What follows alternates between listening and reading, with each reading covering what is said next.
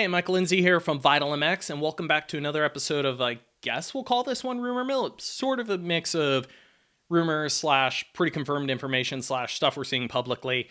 Whatever. It's all about Ken Roczen. Yeah, we just did an episode about this like 2-3 weeks ago, but things have changed. Things are getting closer to the finish line and starting to become a little bit more clear what Kenny might be thinking or what his real options are.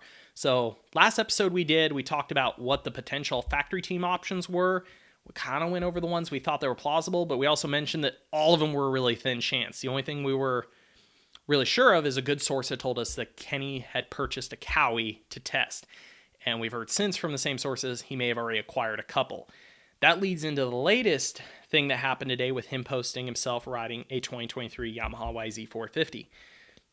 And basically where we're at is Kenny has a couple options that we are aware that are on the table or starting to formulate in front of him, but they all kind of seem to be heading towards a little bit different direction. Something we mentioned in that last video was a high chance of him potentially really focusing on World Supercross. We actually said he might go all in and only do that, but it's starting to look like his direction might be US Supercross and World Supercross.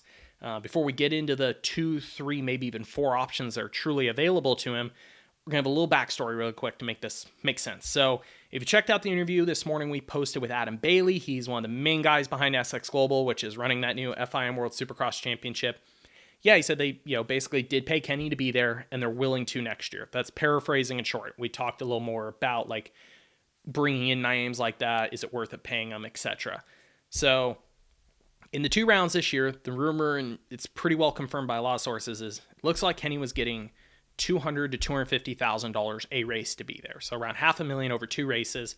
We thought he was collecting purse money on top of that, but another good source involved with the team he was on kind of pointed to, he may have actually not been collecting purse. That might have been negotiated into that whole upfront deal. Either way, pretty good money for 2 races. So that series is going to be between 6 and 8 races next year. That's what Adam told us this morning on record. And they're still willing to pay him. They want him there, but they also want to put him in a position where I think they're trying to work this out earlier, so any team has a shot of signing him in that series. So let's go on the high end. If they're still able to offer him $250,000 a race next year, that's between $1.5 million and $2 million at 6 to 8 races that he potentially could earn just for showing up. Even if they lower that amount, it's a longer series, we can't afford that. If they lower it to 200 or 150, whatever, still $1.5 million or so on the table for him to go race World Supercross. So now it becomes really advantageous to him. Okay, how do I get a deal where I can race US Supercross and World? So that's where these options kind of come together. A lot of stuff we covered last time was factory relay in the US. We thought they were all thin chance again of happening. And it's a tough thing. It's a time of year. Remember, Chad Reed ended up in this situation when he basically started 2-2, took the summer off from Cowie, was sick, hurt, all these things, came back late, and there wasn't an option. So he basically had to build his own program. Because even quoting a conversation we had with John Tomac earlier this year, I asked him, hey, what if next summer Eli does Supercross only, sits at home for 2 months, we get into middle of summer, and he decides, man, I want to go racing in 2024. What happens? John said, yeah, that's totally that could possibly happen. And they had talked about it. Maybe he does decide that. But even he said, he goes, it's pretty hard by middle summer on for somebody to just have these teams have a couple million laying around to make it work. Because these decisions get made pretty early. I mean, we're in October. Again, none of these teams just have millions of dollars sent around for Kenny. We're entering a different economic situation for a lot of these OEMs. It's a weird time of year. People just don't have all this cash sitting around. I know it blows people's mind. Like, how is Ken Roczen in October and there's just not teams lining up to sign him? Well, it's late. There's some weirdness about how his deal ended with Honda. I think people are a little bit wary of where he's at. All the health issues he's talked about the last couple of years. Red Bull competes with some of the possibility of deals. There just ends up being a lot of baggage there. So again, it comes down to, okay, could do his own thing. What are the options we see? So first one is we saw a few people say, well, what if he just continues with Honda Genuine Racing? We believe that option's been explored. We've heard from a pretty good source that they had approached Honda of like, okay, we want to take Kenny Racing in the US next year under our Firepower Honda team, but he would still have his own deal, so he'd be kind of like off to the side, but we'd build his bike, take him to the races. They went to Honda, like, can we get parts, bonuses, and bikes? And of course, Kenny had already said no to Honda, and it didn't go over publicly well in the James Stewart thing, so our understanding is Honda pretty much told the Genuine Honda guys, no, like, we're not helping with bonuses, bikes, and parts. Are you insane? That is not happening. That is the very blunt way of saying it. But basically, yes, they were like, yeah, no, we that relationship's over. We're not really up to supporting that option. So again, that puts in a tough situation, because we're going to get into is, how does Kenny make money in the U.S. is the hard part. Without an OEM helping, there's no big bonuses. He makes $12,000 for winning a Supercross main, something about there from purse. He probably gets a little bit of bonuses from Fox and from Red Bull. Maybe that adds up to something like 30, 40, maybe $50,000 a win at most. You're still missing the $100,000 bonuses that the OEMs give any of those factory 450 guys. It's a very industry standard. So without that, that's quite a pay cut for him to be missing out on probably like 50, 70% of the possible pay per race. So do any of the other options have the ability to get him potentially paid bonus wise? One does. We don't think the Air does. So again, we had heard that he had gotten his hands on some Kawasaki's, had went out and bought them, was considering going the route of having Mitch Payne build them, maybe hauling them to the races himself. Maybe Mitch throws them top semi and he just parks off his motorhome, something of that nature. However, because of his Red Bull deal, it's kind of hard to see that Cowie, even if he's doing well, would backdoor him anything. Like, it's kind of a low chance that they would give him parts and maybe some extra bikes and bonus programs, because again, Monster's the factory team's title sponsor, they're Mitch's title sponsor. That's going to get messy eventually. Like, that does not sound like a great business plan for them to upset their main title sponsor by possibly financially supporting a rider who could win on their competitor's energy drink. So the Cowie option could be the most control for him. He's happy with Mitch. Maybe he likes the platform. He might dig the bike, might be all good there, but the financial payoff could be pretty low. And then how do you get to World Supercross on a Cowie? Well, step in the MDK team. We've heard from a very good source that they are looking at the option of getting a semi together for him, a small bit of staff, and basically taking him racing in the U.S., letting him pick the bike, all of his own program stuff, with the option of basically earning his services for World Supercross. Because as we've seen, MDK doesn't care what brand they're on in World Supercross. They have no tie. Then it would be like, okay, Kenny, race 17 rounds of Supercross. We'll drive you around. We'll provide driver some stuff. You pick the program. And then come World, bring your new bike program over to us. You're getting paid by the series. You can race for our team.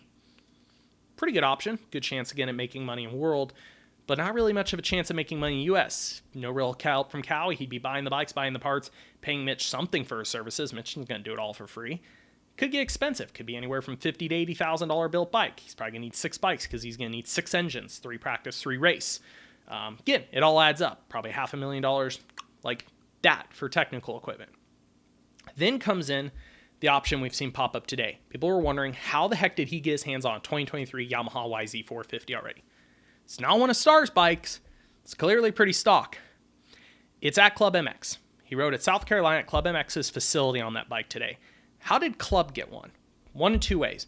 They are a Yamaha support race team. They either already got their delivery of bikes ahead of the dealership shipment, because the bikes, we know Star got their batch shipped out. We had our media batch that was out at Goat Farm for us to ride. So maybe they already got a couple off that shipment of race product. Or, again, those bikes we all rode from media were at Goat Farm getting re-prepped. Maybe somebody kind of pulled some strings and had one of those bikes, just drove up, 10, 12 hours or whatever, up there for him to try. So he rode it today. We heard that he's riding the bike again tomorrow. It's probably pretty stock with bars and just an SX setting thrown in it. Give him an opportunity to shake down and feel out that platform. If he decides he wants to go Yamaha, the Club team could provide a couple things that the other options do not at the moment. Club has an in with Yamaha and a relationship. They could get him a bike and parts budget potentially. So, hey, it's not going to cost Kenny as much. Kenny's not going to run their full program. He's going to probably go directly to KYB or something through Mitch. He's going to pay for his own suspension program. He's going to pick his engine program. He's still going to spend money technically on the bikes, but OEM parts and the actual units themselves, Club could help there. They could help haul it all to the races. He wouldn't be an FXR muck off that whole thing. He'd be kind of still off to the side. He'd probably park his motorhome behind them and then load his stuff and move it over, whatever.